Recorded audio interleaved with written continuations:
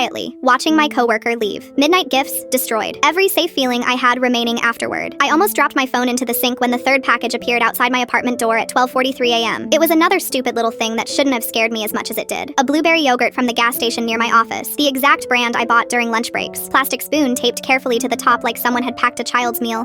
I stood there barefoot in my hallway staring at it while my neighbor's TV buzzed through the wall. My chest hurt. Nobody else knew I bought those.